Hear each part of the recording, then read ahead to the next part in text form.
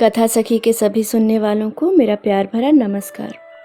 आइए दोस्तों, सुनते हैं दीप्ति मित्तल जी की लिखी एक और कहानी, most wanted unwanted.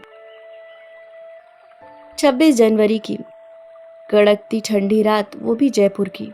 Monkey cap और ओवरकोट में लिपटे सेठ श्यामलाल बंगले के बाहर टंगी झालरों का मुआयना कर रहे थे। जरा देख तो, उधर की झालर बुझ गई। तुझे मना किया था ना चाइना का माल लगाने को। 2 दिन रह गए हैं जागरण होने में। कल से सारे मेहमान जुड़ने शुरू हो जाएंगे और तेरी झालरें अभी भी डिस्को कर रही हैं। इलेक्ट्रीशियन को डांटते हुए ठंड के मारे उनकी जुबान लड़खड़ा रही थी। सेठ जी के चेहरे पर चिंता की लकीरें थीं। नया बंगला लिया था, छोटी वास्तु पूजा कराकर गृह प्रवेश तो कर लिया था, मगर मित्रों और नाते रिश्तेदारों को नहीं बुला पाए थे। तो सोचा क्यों न जागरण रख लिया जाए। गृह प्रवेश की पार्टी भी हो जाएगी और माता रानी का आशीर्वाद भी मिल जाएगा। सेठ जी माता के परम भक्त जो ठहरे थे, न तो दुनिया को अपनी ठाट बाट दिखाने में कोई कसर छोड़ना चाहते थे, न ही माता को प्रसन्न करने में। जागरण के लिए दिल्ली की बेस्ट जागरण मंडली बुला रखी थी। जब भी किसी को न्योता देते तो साथ ही यह सूचना भी अवश्य दे देते। पूरे 5 लाख लिए हैं मंडली ने जयपुर आने को। माता रानी की बात थी तो मैंने दोबारा नहीं सोचा। सब उसी का तो दिया है, उसी पर लुटाने में क्या सोचना। बंगले की बाहरी सजावट का जायजा लेकर सेठ जी अंदर आ गए। सेठानी उनके लिए गर्मा गर्म दूध ले आई। निखिल कल दोपहर ही बहू और बच्चों के साथ पहुंच जाएगा। लाली और दामाद जी भी शाम तक आ जाएंगे। नितिन शायद रात तक ही पहुंचे, सेठानी ने जानकारी दी। वो तो आ ही जाए तो बहुत है। उसे ना तो पूजा पाठ में कोई दिलचस्पी है, ना ही नाते रिश्तेदारों से मिलने में। धर्म करम पूजा पाठ को ढकोसला बताता है, नालायक कहीं का। इतनी पूजा पाठ व्रत हवन किए तब कहीं जाकर पैदा हुआ, फिर भी भगवान में जरा भी आस्था नहीं। सोचा था जागरण का संकल्प उसी के हाथ से कराऊंगा, मगर वैसे खूब लुटाएगा, मगर भगवान के नाम पर जरा भी जेब ढीली नहीं करता। अपने छोटे बेटे नितिन का जिक्र चलते ही सेठ जी ने ऐसा मुंह बनाया जैसे मीठा दूध कसैला हो गया हो। ऐसा ही कुछ रिश्ता था सेठ जी और उनके छोटे बेटे नितिन में। रूप रंग में भले ही वह अपने पिता पर गया था, मगर दोनों की सोच में विपरीत ध्रुवों का अंतर था। Train train. अगली सुबह फोन की घंटी से सेठानी की नींद टूटी। उनकी छोटी बहन कमला का फोन था। नमस्ते जीजी। कमला कैसी है, कब तक पहुंच रही है? सेठानी का स्वर नींद से बोझल था। बस जीजी, पहुंच जाऊंगी शाम तक। अच्छा सुनो, एक जरूरी बात के लिए फोन किया था। आपको तो पता है ना, मैंने घर के ऊपर के कामों में हाथ बटाने के लिए एक लड़की रखी है, रज्जो। अनाथ है बेचारी। वैसे तो महज 12 साल की है, मगर बड़ी कमेरी और होशियार। सीधी भी है, जो बोलो चुपचाप कर देती है। मैं सोच रही थी अपने साथ उसे भी लेती आऊं। यहाँ मेरे पीछे खाली बैठी क्या करेगी? वहां आएगी तो आपका भी खूब हाथ बटाएगी। बोलो क्या कहती हो? ऐसा काम का प्रस्ताव सुनकर सेठानी की बाछें खिल गईं। खुशी के मारे आंखों से नींद गायब हो गई। वाह वाह कमला, नेकी और पूछ पूछ। इतना बड़ा आयोजन है, कितना काम बढ़ेगा घर में। जितने हाथ होंगे कम ही पड़ेंगे। ले आओ ले आओ, पूछने की क्या बात है। सोच तो मैं भी यही रही थी, पर वो जीजा जी जात पात बहुत देखते हैं ना, बड़े धर्म करम वाले हैं। इसलिए सोचा लड़की गैर जात है तो जरा पूछ कर ही लाऊं। सेठानी तुरंत बोली, अरे नाना, तू वो सब मत सोच, मैं सब संभाल लूंगी, तू बस उसे ले आ। तो ठीक है, फिर ले आती हूँ। चलिए जीजी, फिर मिलते हैं शाम को। शाम तक काफी रिश्तेदार जुट चुके थे। मेहमानों से घर भर गया था। सेठ जी के तीनों बच्चे निखिल, लाली और नितिन भी आ चुके थे।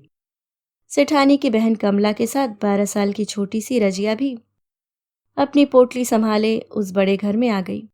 रजिया, जो अब तक उन सभी के लिए अनजान थी, पल भर में ही घर की मोस्ट वांटेड पर्सन हो गई। रजिया, जरा आटा सान दे। रजिया, ये सब्जियां तो काट दे। बैठक में चाय पकड़ा, जूठे बर्तन उठा ला। निरंतर लगती आवाजों के बीच भागती दौड़ती रजिया पर नितिन की नजरें ठहर गई।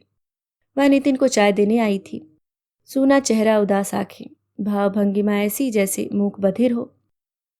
कुछ भी करने को कहो तो सिर ऐसे हिल जाता जैसे कोई रोबोट हो, जिसे उसी तरह प्रोग्राम किया हो। उसे देख नितिन के दिल में टीस सी उठी। तुम कमला मौसी के घर काम करती हो? नितिन की नजरें उसका चेहरा पढ़ने लगी। रजिया ने नितिन को ऐसे देखा जैसे उसे जोर से झकझोर दिया गया हो। सिर नीचा करके बस हूं कहा। जब से आई हो कुछ खाया पिया कि नहीं, या बस काम ही कर रही हो? रजिया ने फिर उसे बड़ी ठहरी नजरों से देखा। लग रहा था जैसे दिमाग पर जोर डालकर सोच रही हो कि कुछ खाया पिया था या नहीं। खाना पीना भी उसके मशीनी रूटीन का हिस्सा जो बन गया था। फिर वही संक्षिप्त सा जवाब दे वह वहां से चली गई।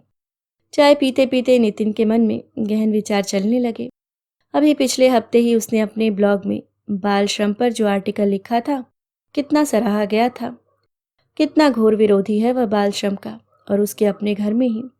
दुनिया वालों से तो वह लड़ भी ले, मगर घर वालों से कितना मुश्किल है उन्हें समझाना। यह सोचकर नितिन का मन बुझ गया।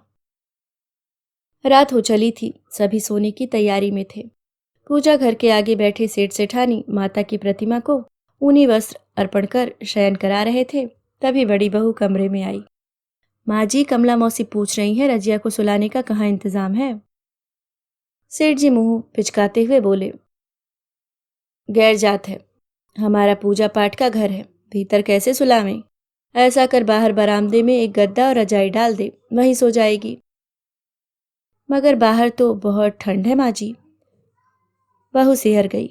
कहाँ ठंड है, वैसे भी बरामदे में पर्दे भी लगे हैं, हवा नहीं आएगी। सेठानी बोली, अब उनसे कौन बहसे, उनका घर है, जो चाहे सो करे। सोचकर बहू चुपचाप चली गई। रजिया रात भर रजाई में गठरी सी बनी बैठी रही और ठंड से बचने की कोशिश करती रही। सुबह होते ही वह गैरजात अनवांटेड लड़की, जिसे घर के भीतर सुलाने में सेठ जी का धर्म भ्रष्ट हो रहा था, पुनः मोस्ट वांटेड हो चली। रजिया ये कर दे, रजिया वो कर दे, बस उसी के नाम की गूंज थी। रजिया, जरा पूजा घर के आगे पहले पोछा लगा दे। सेठानी ने हुक्म दिया। पोंछते पोंछते रजिया की नजर माता के सुंदर ऊनी वस्त्रों पर चली गई। उसे पल भर को लगा कि माता की बड़ी बड़ी आंखें मानो उसका परिहास कर रही हूं। उसने नजरें नीची की और पुनः काम पर लग गई। पूरा दिन रात्रि के इंतजाम की गहमा गहमी में गुजर गया। जागरण अपने तय समय पर आरंभ हो गया। लोग जोर जोर से माता की भेंटें गा रहे थे। ढोलक झांझ मंजीरों का स्वर भी अपने चरम पर था।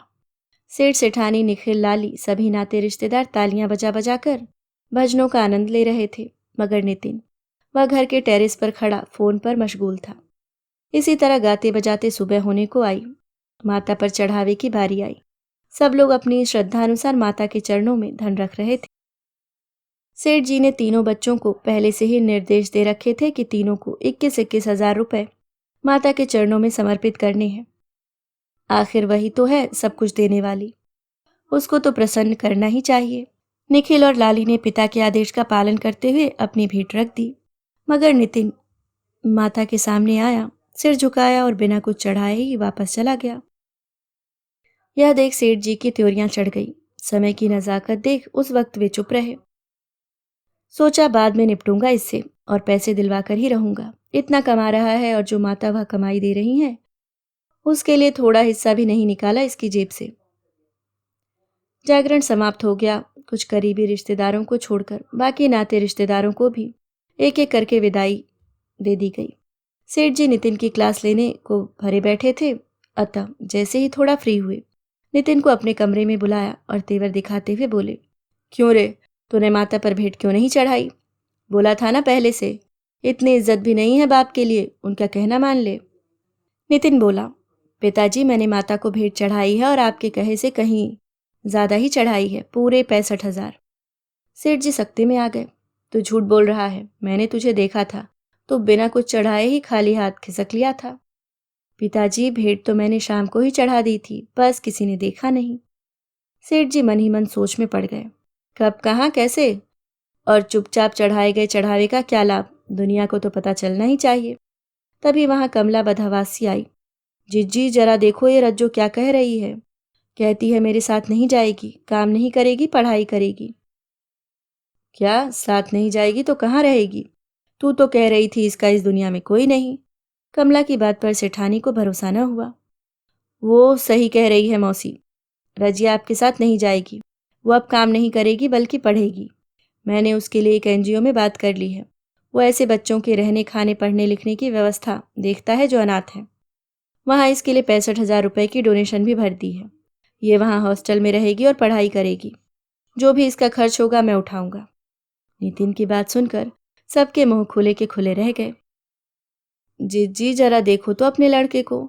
आपकी भलाई सोच अपनी अच्छी खासी नौकरानी संग लाई थी, मगर इसने तो मेरा ही पत्ता साफ कर दिया।